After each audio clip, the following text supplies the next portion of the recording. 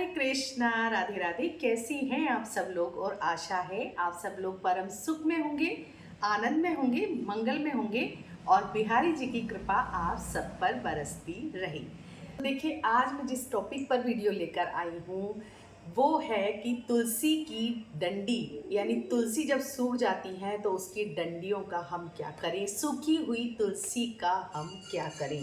देखिए, ज़्यादा सर्दियाँ होती हैं तब भी और ज़्यादा गर्मी होती है तब भी, या किसी और कारण से हमारी तुलसी महारानी सूख जाती हैं, तो सूखने के बाद में उनकी डंडियाँ होती हैं, उन डंडियों का हम क्या कर सकते हैं, हमें किस प्रकार से उनको धोना है, सुखाना है और क्या क्या करना है, यही सब मैं इस वीडियो में आपके साथ लेकर आई हूँ। तो सूखी हुई डंडियों का हम क्या क्या कर सकते हैं, अपनी तुलसी मैया का हम क्या कर सकते हैं, ये जानने के लिए वीडियो के लास्ट तक बने रहिएगा। और अगर वीडियो पसंद आएगी तो ज़रूर से लाइक कमेंट शेयर कीजिएगा, और चैनल में नए हैं और अभी तक सब्सक्राइब नहीं किया है तो ज़रूर से सब्सक्राइब कीजिएगा। तो जी देखिए, हमारी तुलसी महारानी ज़्यादातर सर्दियों में और बहुत ज़्यादा जब गर्मी होती है तब सूख जाती हैं, या किसी और कारण से हमारी तुलसी मैया सूख जाती हैं, जैसे कीड़ा लग जाता है या कोई और किसी और प्रकार की समस्या हो जाती है, तो तुलसी महारानी बड़ी नाजुक सी हैं, वो बहुत जल्दी ही सूख जाती हैं और हम बहुत जतन करते हैं उनको बचाने के लिए, तब भी किसी न किसी कारण से वो सूख जाती हैं। तो सूखने के बाद में हम तुलसी मैया का क्या करें। तो जब हमारी तुलसी मैया सूख जाती हैं और हम उनको ना निकालते हैं जड़ से, अच्छे से उनको धो लीजिए और धोने के बाद में उनको सुखा लीजिए 4-5 दिन तेज धूप में। सर्दियों में धूप खैर कम होती है और सर्दियों में ही ज़्यादातर तुलसी महारानी सूखती हैं, तो उनका हमें बहुत ज़्यादा ध्यान रखना होता है, प्रोटेक्शन करना होता है। जैसे पानी भी हम 3-4 दिन में एक बार देते हैं और शाम को उसको ढक देते हैं, ऊपर कोई कपड़ा या पन्नी उनके ऊपर ऐसे लगा देते हैं जिससे ओस की बूंदें उनके ऊपर ना गिरें।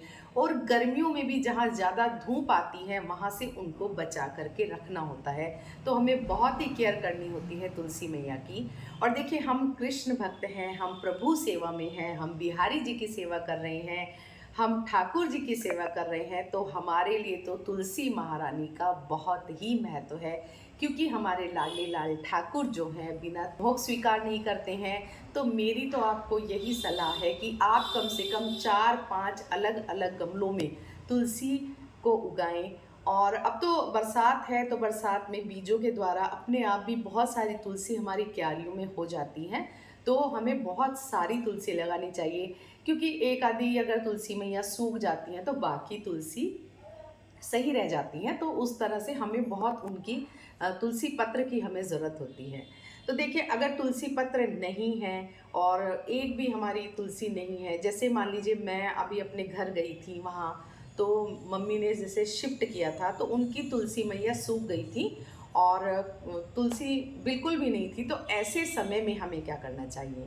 तो देखिए, हमारे पास तुलसी की डंडियाँ होती हैं, तो जैसे हमने तुलसी को निकाला गमले से, उनको अच्छे से धोया, सारी मिट्टी हमने रिमूव की और उनको सुखा लिया।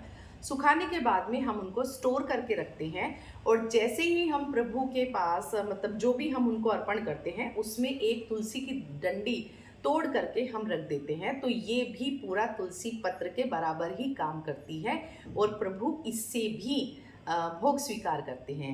अगर तुलसी की डंडी भी नहीं है हमारे पास, तो देखिए इस तरह से तुलसी की माला आती है, छोटी माला, बड़ी माला, बहुत तरह की माला आती है। ये तो खैर मेरे ठाकुर जी को पहनाने के लिए है, तो इस तरह की जो माला होती है ये भी हम रख देते हैं भोग की थाली में, इससे भोग छुआ देते हैं तो भी प्रभु स्वीकार करते हैं।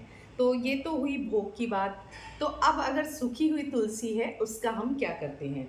तो देखिए, मेरे पास ये सूखी हुई तुलसी है, इनको मैंने अच्छे से सुखा लिया है।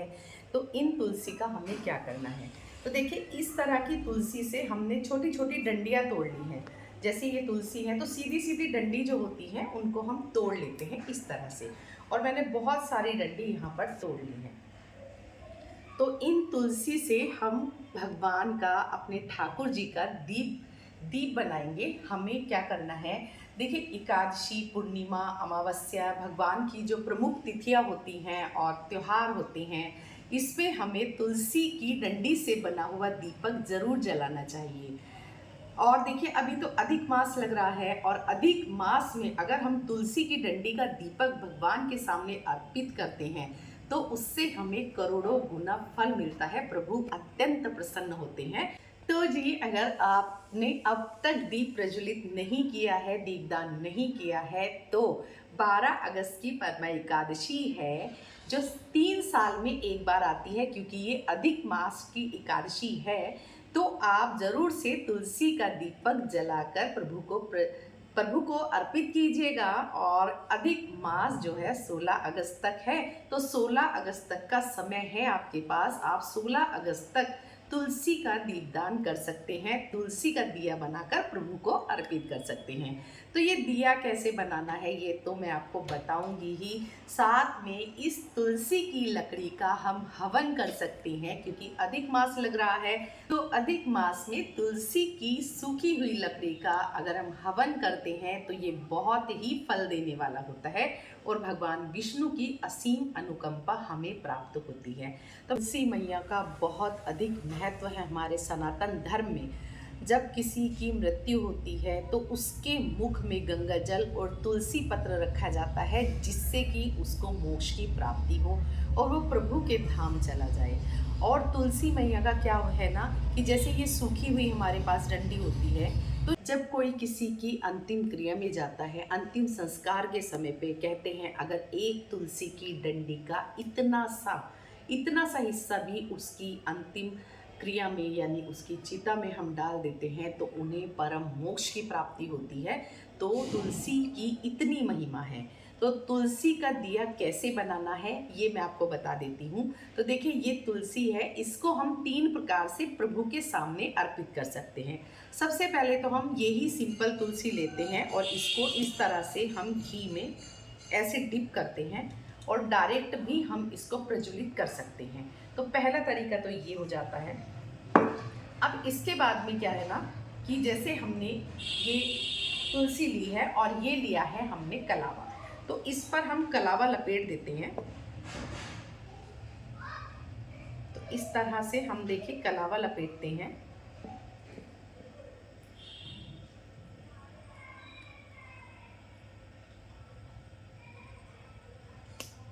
और ऐसे गोल घुमाकर ऐसे देखिए, और इसको भी हम पूरा घी में डिप करते हैं अच्छे से। तो ये एक बाती हमारी तैयार हो जाती है। एक हम इस तरह से कर सकते हैं, और देखिए थोड़ी सी हम रुई ले लेते हैं। तो इस रुई का दिया ऐसे हम इस तरह से हम रुई लेते हैं। रुई के अंदर हमें तुलसी की सूखी हुई डंडी रखनी है, और ऐसे हम लपेट कर इसका तुलसी का दिया बना लेते हैं, और ऐसे हम घी में डिप करते हैं। तो ये एक हमारी बाती तैयार हो जाती है। तो इस तरह से हम इन डंडियों को स्टोर करके रख लें, और इस तरह से हम बना के रख लें। जब भी एकादशी आती है तो प्रभु के सामने हमें ज़रूर से ये दीप प्रज्वलित करना होता है। अब आती है बात कि इन डंडियों को जो हमने बनाई हैं तो इन्हें हम कैसे खड़ा करें। तो देखिए हमारे पास 3 तरीके हैं, मैं आपको दिखा देती हूँ। सबसे पहले तो हमारे पास ये धूप बत्ती का स्टैंड होता है, तो इस स्टैंड में हम इनको खड़ा कर सकते हैं ऐसे, ठीक है जी। दूसरा मखाने होते हैं हमारे पास, तो हम मखाने में भी इस तरह से छेद करके इस डंडी को खड़ा कर सकते हैं। आलू है तो आलू को मैंने कट कर दिया है, तो यहाँ पर इसमें भी मैं इस डंडी को खड़ा करती हूँ, और ये बहुत आराम से यहाँ पर जल जाएगी और गिरेगी भी नहीं। देखिए मखानों में डंडी गिर सकती है बार बार, अगर हो जाता है तो बहुत अच्छी बात है, और नहीं होता है देखिए ये गिर सकता है। अगर नहीं गिर रहा है तो बहुत अच्छी बात है, नहीं तो ये तरीके हैं, आप इस तरह से दीप प्रज्वलित कर सकते हैं।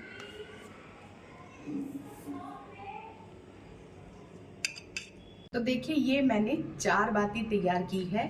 तो एक कलावे की और एक रुई की बाती जो मैंने आलू में लगाई है, ये बिल्कुल परफेक्टली टिकी हुई है। और ये एक मैंने घी में डुबाकर सिंपल मखाने में रखी है। और ये मैंने लगाई है अगरबत्ती स्टैंड पर, ठीक है। इसको भी मैंने घी में डुबाया। अगर आप चाहें तो एक साथ 5 बाती इकट्ठा करके उसको रुई में ऐसे डिप करके और दिए में रखकर भी जला सकते हैं, तो ये भी बहुत अच्छा तरीका हो सकता है। तो चलिए हम जलाते हैं।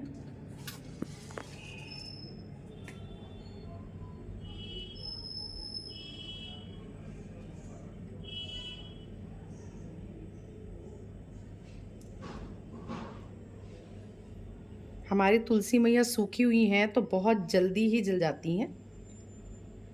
कृष्ण हरे प्रभु जय श्री कृष्ण हरे, भक्तजनों के संकट दीन जनों के संकट क्षण में दूर करे।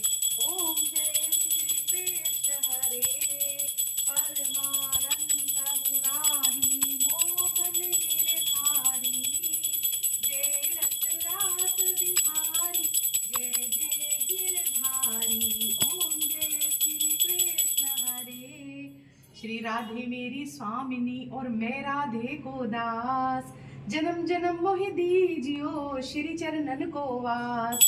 सब द्वारन को छोड़कर मैं आई तेरे द्वार, हे वृषभान के लाडली रिझ मेरी और निहार। श्री राधा राधा रटत ही सब बाधा मिट जाए, कोटि जन्म की आपदा श्री राधा नाम ते जाए। बोल बाके बिहारी लाल की जय, श्रीमती राधा रानी की जय, हमारे केशव और वृंदा महारानी की जय। तो अब हम तुलसी की डंडी का हवन करते हैं। तो सबसे पहले मैं रख लेती हूँ इसमें थोड़ा सा कपूर,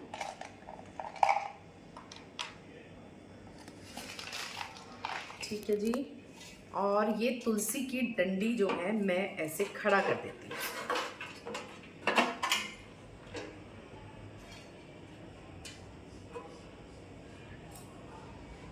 थोड़ा सा मैं डंडी के ऊपर घी भी डाल दूंगी, जिससे बहुत अच्छे से अग्नि प्रज्वलित हो जाए।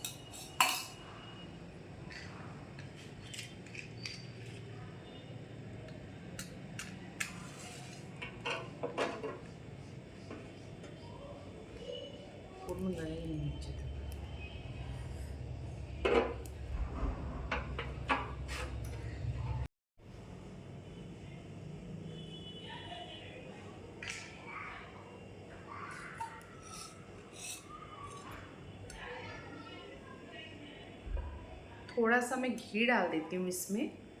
और देखिए ये हवन सामग्री भी मेरे पास रखी है, तो ये रखती हूँ मैं, क्योंकि बीच बीच में मैं हवन करती रहती हूँ, तो हमें ये भी अर्पण करनी है। ओम नमो भगवते वासुदेवाय, ओम नमो भगवते वासुदेवाय, ओम नमो भगवते वासुदेवाय, ओम नमो भगवते वासुदेवाय, ओम नमो भगवते वासुदेवाय, ओम नमो भगवते वासुदेवाय, ओम नमो भगवते वासुदेवाय, ओम नमो भगवते वासुदेवाय, ओम नमो भगवते वासुदेवाय, ओम नमो भगवते वासुदेवाय, ओम नमो भगवते वासुदेवाय। ओम।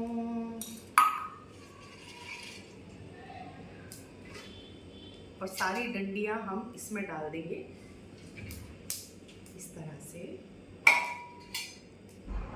तो आप 11 बार, 21 बार, 108 बार, जैसा भी, जितनी भी आपके पास डंडियां हैं, जैसा भी आपका मन है, जितना बड़ा आप हवन करना चाहते हैं, छोटा करना चाहते हैं, उसी प्रकार से आप ये हवन कर सकते हैं घर में। और अपने सारे कमरों में इसको घुमाइएगा ज़रूर से। जितनी भी नेगेटिव एनर्जी है, निगेटिविटी है, वो सब बाहर चली जाएगी और प्रभु की कृपा हमें प्राप्त होगी, प्रभु की असीम अनुकंपा हमें प्राप्त होगी।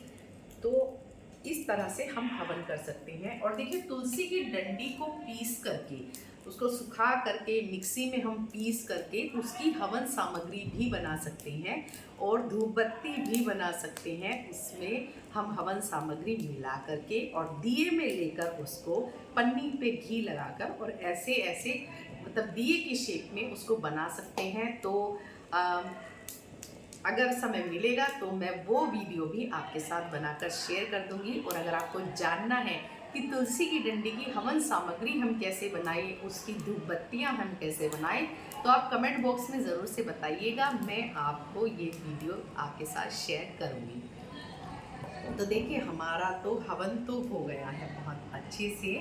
और अधिक मास में ये हवन करना परम सुखदायी होता है, परम कल्याणकारी होता है और हमें प्रभु की कृपा प्राप्त होती है। तो देखिए अगर वीडियो आपको पसंद आया है तो ज़रूर से लाइक कमेंट शेयर कीजिएगा। चैनल में नए हैं तो चैनल को सब्सक्राइब कीजिएगा। जय श्री राधे।